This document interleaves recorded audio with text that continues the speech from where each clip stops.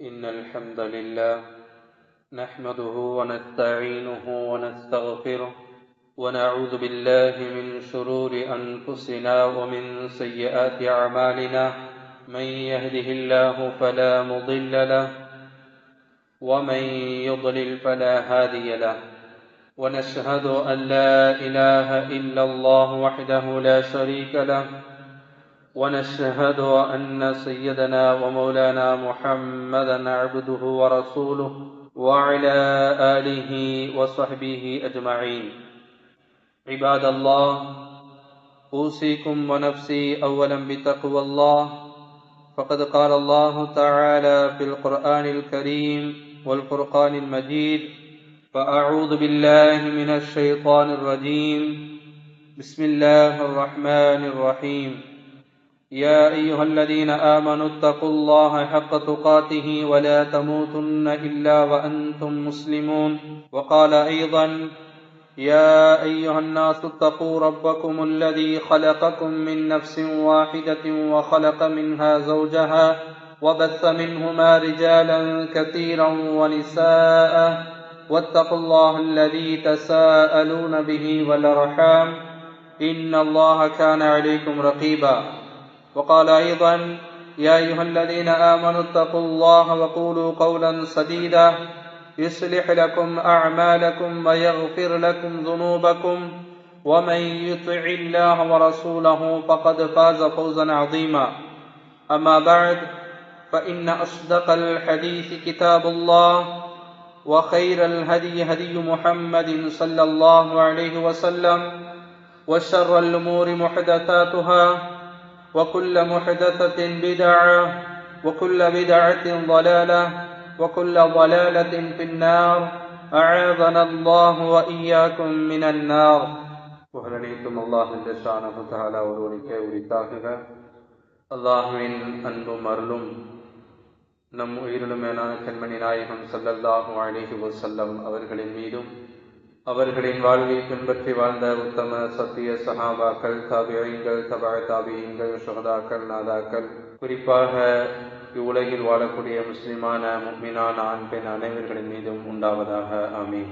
பேரன்பிற்கும் மிகுந்த மரியாதைக்கும் உரிய பெரியோர்களே, அன்பிற்கும் மிகுந்த பாசத்திற்கும் உரித்தான அன்பு தாய்மார்களே, சகோதரிகளே, ரப்புல் ஆலமீன் அல்லாஹ் ஜல்லஷானஹு தஆலாவின் மிக பெரும் அருளால் புனிதமான இவ்வேளையில் முபாரக்கான இம்மஜ்லிஸில் ஒன்று கூடியிருக்கின்றோம்.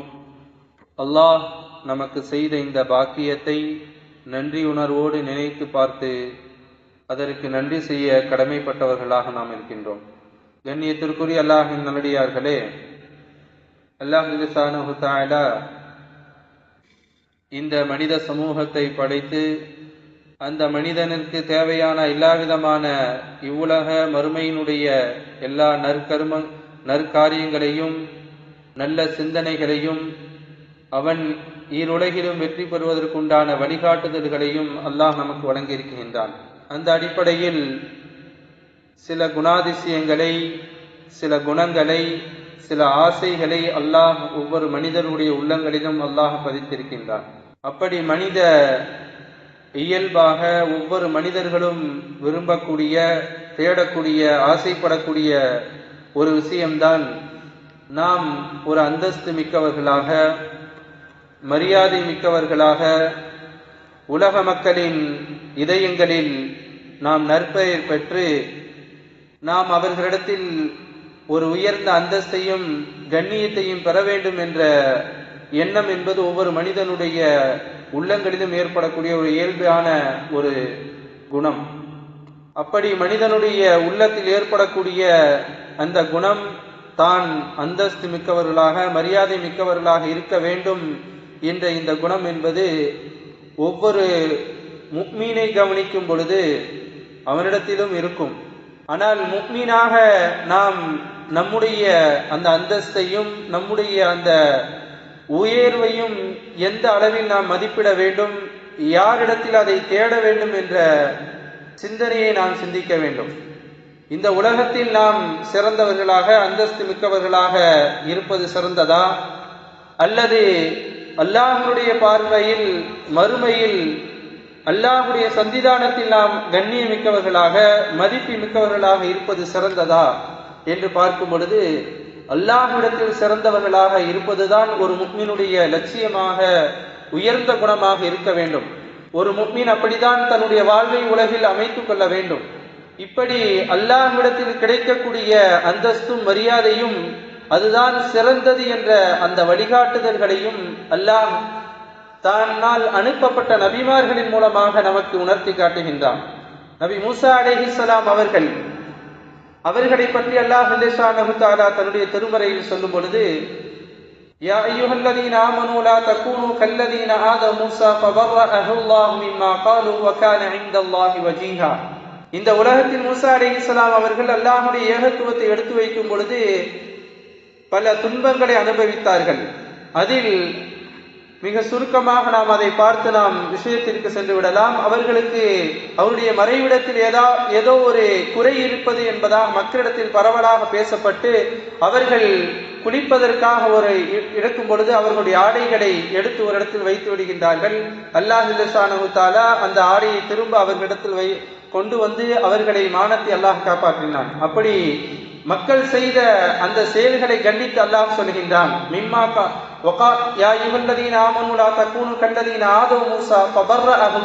அல்லாஹ் அவர்களை அதிலிருந்து பரிசுத்தப்படுத்தி விட்டான். அல்லாஹ்விடத்தில் அவர்கள் மதிப்பு மிக்கவர்களாக இருந்தார்கள். ஆக ஒரு முஃமினுடைய குணம் என்பது அல்லாஹ்விடத்தில் நம்முடைய மதிப்பு எப்படி இருக்க வேண்டும், அதுதான் உண்மையான அந்தஸ்து மரியாதை என்பதை வழங்க வேண்டும். நபி ஈசா அலைஹிஸ்ஸலாம் அவர்களுடைய வாழ்க்கையிலும் நாம் எடுத்து பார்க்கலாம். அவர்களை பற்றி தன்னுடைய திருமறையில் அல்லாஹ் சொல்லும் பொழுது, இது காலத்தில் மலாயிகத்து யா மரியமு இன்னல்லாஹ யுபஷ்ஷிருகி பிகலிமத்தின் மின் இஸ்முல் மஸீஹ் ஈஸா இப்னு மரியம வஜீஹன் ஃபித் துன்யா வல் ஆখিরা மினல் முகர்ரபீன். மரியமிற்கு நாம் சுப செய்தி அளித்தோம், ஈசா என்ற ஒரு குழந்தையை உங்களுக்கு நாம் தரப்போகின்றோம் என்று. அந்த ஈசா அலைஹிஸ்ஸலாம் அவர்கள் எப்படிப்பட்டவர்கள் என்று சொன்னால், வஜீஹன் ஃபித் துன்யா வல் ஆখিরা, ஈருலகிலும் அல்லாஹ்விடத்தில் அந்தஸ்து மிக்கவர்களாக இருந்தார்கள். வ மினல் முகர்ரபீன், ஆகிரத்திலும் அல்லாஹ்விற்கு மிக நெருக்கமானவர்களாக அவர்கள் இருப்பார்கள். அடுத்து கடைசியாக நம் உயிரிலும் மேலான கண்மணி நாயகம் ஸல்லல்லாஹு அலைஹி வஸல்லம் அவர்களுடைய வாழ்க்கை நமக்கு வழிகாட்டியாக இருக்கிறது. அல்லாஹ் ஸுப்ஹானஹு வ தஆலா அவர்களுடைய சிறப்புகளை நாம் ஹதீஸில் பார்க்கும் பொழுது, وما ذكر الله الا ذكر معه النبي صلى الله عليه وسلم.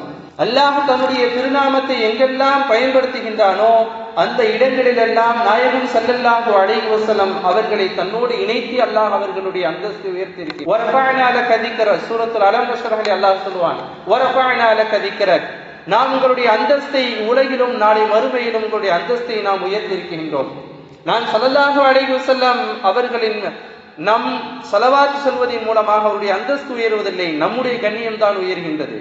ஸல்லல்லாஹு அலைஹி வஸல்லம் அவர்கள் அல்லாஹ்வால் உயர்வு பெற்றவர்கள் என்று திருமறையில் சொல்லப்பட்டவர்கள். ஆக நபிமார்கள் அவர்களுடைய வாழ்க்கையிலிருந்து நாம் பார்க்கும் பொழுது உண்மையான அந்தஸ்து கண்ணியம் என்பது அல்லாஹ்விடத்திலிருந்து, வகான இன்தல்லாஹி வஜீஹா, அல்லாஹ்விடத்தில் கிடைக்கப்பெறக்கூடிய அதுதான் சிறந்தது. ஸல்லல்லாஹு அலைஹி வஸல்லம் அவர்கள் இதை சஹாபாக்களுக்கு உணர்த்தாமல் இருந்ததில்லை. தன்னுடைய தோழர்களுக்கு அல்லாஹ்விடத்தில் இருக்கக்கூடிய கண்ணியம் அல்லாஹ்விற்கு தான் கண்ணியம் உரித்தானது. திருமறையில் அல்லாஹ் சொல்வான், வலில்லாஹில் இஸ்ஸத்து ஜமீஆ, கண்ணியம் என்பது அல்லாஹ்விற்கு மிக முழுவதும் அல்லாஹ்விற்கு உரித்தானது. இந்த உலகத்தில் தன்னுடைய செல்வத்தை வைத்து மனிதர்கள் தன்னுடைய செல்வத்தை வைத்து தன்னுடைய பொருளாதாரத்தை வைத்து தன்னுடைய பதவிகளை வைத்து அந்தஸ்தின் கண்ணியத்தையும் தேடுகின்றார்கள். ஆனால் உண்மையான கண்ணியம் வலில்லாஹில் இஸ்ஸத்து ஜமீஆ, எல்லா கண்ணியமும் அல்லாஹ்விடத்தில் இருக்கின்றது. தன் நாடியவர்களுக்கு அதை அல்லாஹ் வழங்குகின்றான்.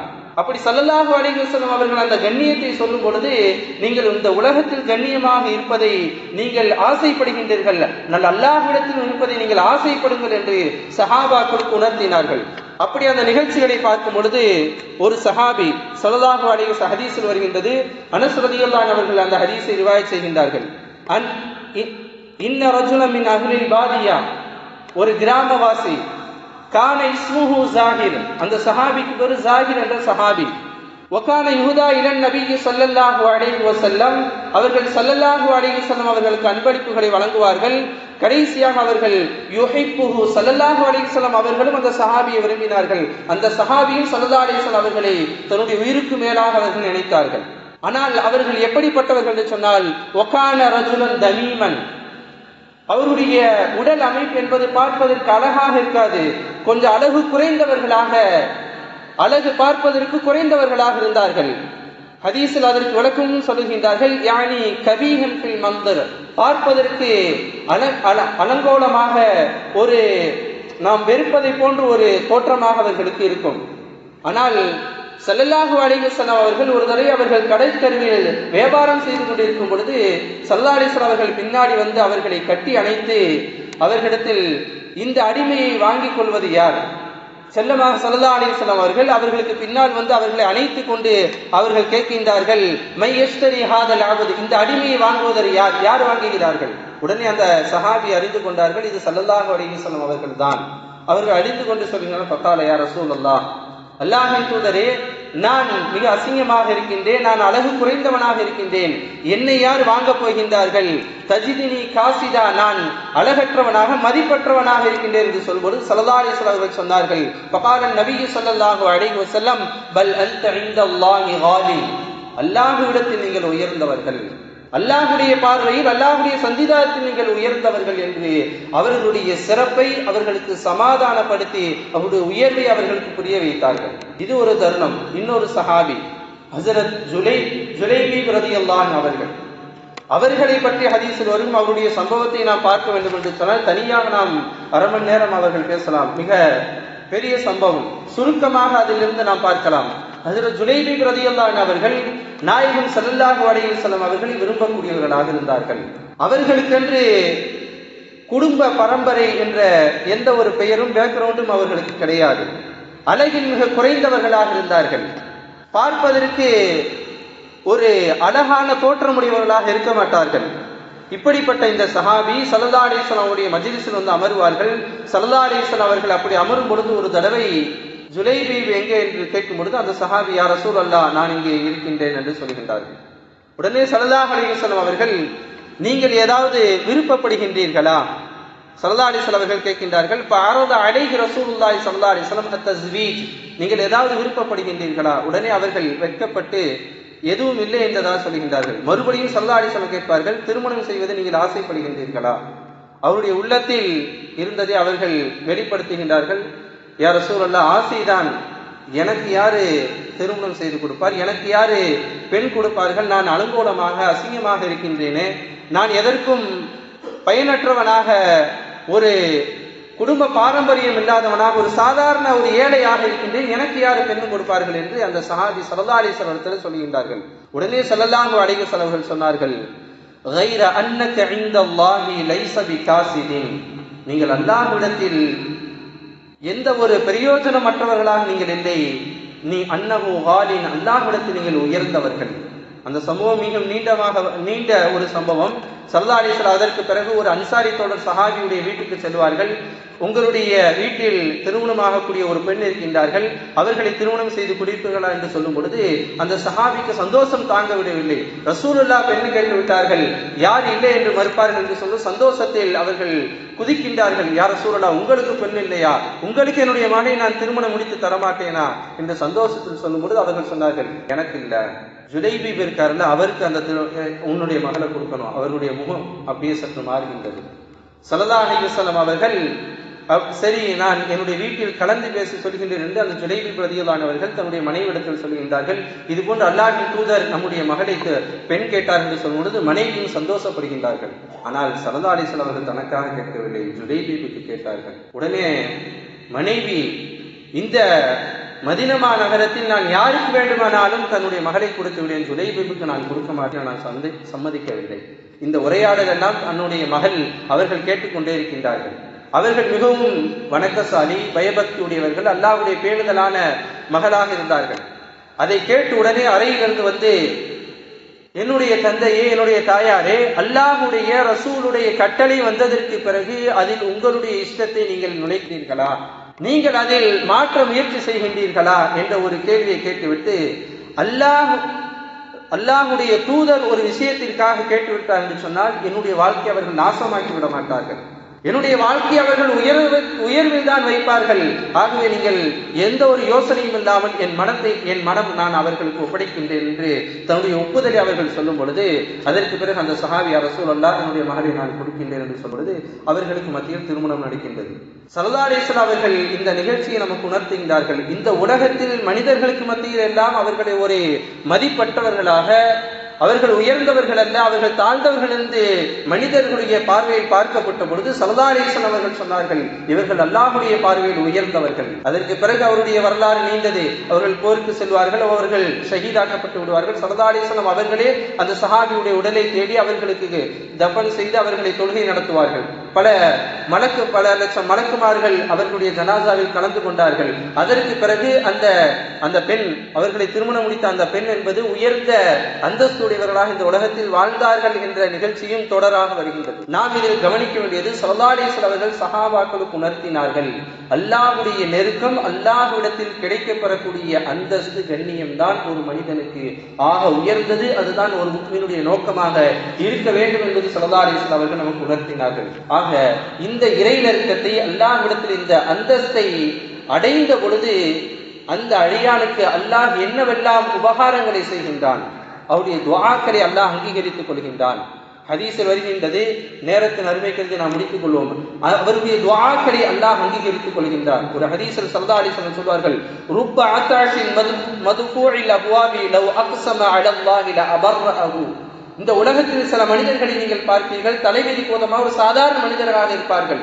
எந்த அளவிற்கு என்று சொன்னால், உங்களுடைய வீட்டு வாசலில் இருந்தால் அவர்களுடைய எந்த உதவியும் இல்லை என்பதாக அவர்கள் விரட்டுவீர்கள், அந்த அளவிற்கு இருப்பார்கள்.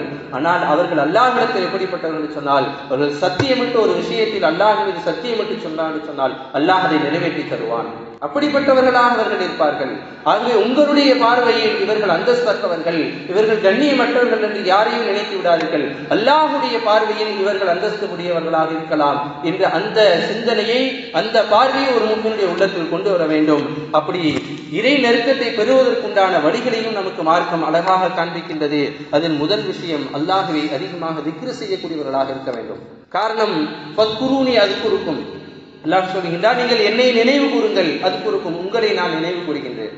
இது சிறப்பு என்னவென்று சொன்னால், அல்லாஹ்வை நான் நினைவு கூறுவது சாதாரணமா இந்த உலகத்தில் இருக்கலாம். ஆனால் அல்லாஹ் அந்த ஹதீஸுடைய தொடரில் சொல்வான், நீங்கள் சாதாரண இந்த மக்களிடத்தில் உலகத்தில் என்னை பற்றி நினைவு கூறுவீர்கள், மக்களில் உயர்ந்த கூட்டமான மலக்குகளிடத்தில் நான் உங்களுடைய பெருமை பாராட்டி நான் பேசுவேன், உங்களை பற்றி நான் பேசுவேன். அல்லாஹ் ஒரு மனிதனை பிரியப்பட்டு விட்டால், ஹதீஸில் வருகின்றது, ஜிப்ரீல் அலைஹிஸ்ஸலாம் அவர்களை அழைத்து அல்லாஹ் சுப்ஹானஹு தஆலா சொல்வான், இதா அஹப்ப அபதன் ஃபனாதா ஜிப்ரீல், ஒரு மனிதனை அல்லாஹ் பிரியப்பட்டால் ஜிப்ரீல் அவர்களை அல்லாஹ் அழைத்து, இன்னல்லாஹ கத் அஹப்ப ஃபுலானன் ஃபஅஹிப்புஹு, நான் இந்த மனிதரை பிரியப்படுகிறேன், நீங்கள் பிரியப்படுங்கள். அவர்களும் பிரியப்படுவார்கள். அவர்கள் சும்மா யுனாதி ஜிப்ரீல் ஃபிஸ் ஸமா, வானத்தில் உள்ள மலக்குமார்களை அழைத்து சொல்வார்கள், இந்த மனிதரை நான் பிரியப்படுகின்றேன், நீங்களும் பிரியப்படுங்கள். அப்படி சொல்லும் பொழுது முழு மலக்குமார்களும் பிரியப்படுவார்கள். பூமியில் உள்ளவர்களுக்கு சொல்லப்படும், நீங்கள் பூமியில் உள்ளவர்களுக்கு சொல்லுங்கள், அவர்களும் உலகத்தில் அவர்கள் கண்ணியமிக்கவர்களாக, உலகத்திலும் அவர்களுக்கு புகழ் என்பது கிடைத்துக் கொண்டே இருக்கும். அப்ப அல்லாஹ்வுடைய பிரியம் கிடைத்து விட்டால் இந்த உலகத்திலும் நாளை மறுமையிலும் அவன் ஜெயம் பெறலாம். அதற்கு உண்டான வரி அல்லாஹ்வுடைய நினைவுகளோடு இருக்க வேண்டும். அல்லாஹ்வுடைய கடமைகளை சரிவர நிறைவேற்ற வேண்டும். பரலான கடமைகளை, நபிலான இன்னபிற கடமைகளை நாம் செய்வதன் மூலமாக அல்லாஹ்வுடைய நெருக்கத்தை பெறலாம். அது மட்டுமல்லாமல் மூன்றாவதாக அல்லாஹ்வுடைய நெருக்கத்தை பெறுவதற்குண்டான முதல் வரி அல்லாஹ்வை திக்ர் செய்ய வேண்டும். இரண்டாவதாக அல்லாஹ் வாஜிபாக்கிய, அல்லாஹ் கடமையாக்கிய கடமைகளை செய்து அல்லாஹ் தடுத்தவைகளை விட்டு ஒரு மூமின் தவிர்த்து கொள்ள வேண்டும். மூன்றாவதாக அல்லாஹ்வுடைய இந்த மார்க்க ஞானங்களை ஒரு மனிதன் கற்றுக்கொண்டு எந்த விஷயங்களில் அல்லாஹ்வுடைய வெறுப்பு, எந்த விஷயங்களில் அல்லாஹ்வுடைய கோபம் இருக்கிறது என்பதை அறிந்து அதன் மூலமாக அந்த இல்மை மக்களிடத்தில் பரப்பக்கூடிய அந்த விஷயத்தின் மூலமாக அல்லாஹ் ஒரு மனிதனுடைய அந்தஸ்தை உயர்த்துகின்றான், அவனை அல்லாஹ் பிரியப்படான். அல்லாஹ் சுப்ஹானஹு தஆலா நம்முடைய கண்ணியத்தையும் அல்லாஹ்விடத்தில் உயர்ந்த கண்ணியம் அந்தஸ்துடையவர்களாக நம்மை அல்லாஹ் ஆக்கி விடுவானாக. நம்முடைய சந்ததிகளையும் அவர்களுடைய உள்ளத்தில் அல்லாஹ்வுடைய கண்ணியம்தான் உயர்ந்த என்ற அந்த சிந்தனையை நமக்கு வழங்கி அருள்வானாக. வா ஆகிரு தஅவானா அல்ஹம்துலில்லாஹி ரப்பில் ஆலமீன். பாரக்கல்லாஹு லனா வ லக்கும் ஃபில் குர்ஆனில் அஸீம். வ நஃபஅனா வ இய்யாக்கும் பில் திக்ரில் ஹக்கீம். இன்னஹு தஆலா ஜவாதுன் மலிக்குன் பர்ரு ரஹூஃபுர் வ ரப்புன் ஹலீம். أقول قولي هذا وأستغفر الله لي ولكم ولسائر المسلمين والمسلمات والمؤمنين والمؤمنات من كل ذنب فاستغفروه يغفر لكم إنه هو الغفور الرحيم.